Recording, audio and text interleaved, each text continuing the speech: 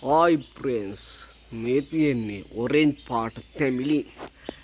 ඇයි ඒ වුණාට තැඹිලි වලට ඔරෙන්ජ් කියන්නේ නැත්තේ?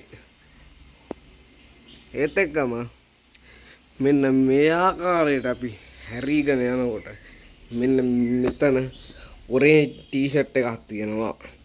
එතකොට දොඩම් වලටත් අපි කියනවා කියලා.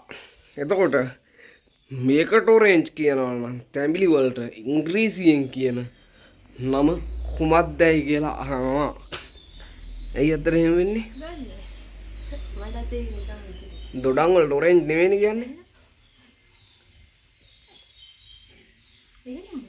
මොනවද කියන්නේ? ඔරෙන්ජ් තමයි දොඩම්. මේකත් ඔරෙන්ජ් කලර්. අන්න අර තැඹිලි ගහේ තියෙන ඒවත් ඔරෙන්ජ් කලර්.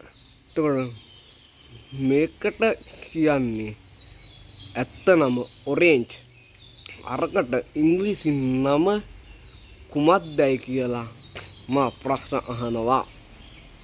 නිවැරදි ප්‍රශ්නයට නිවැරදි පිළිතුරක් ලබා දෙන්න.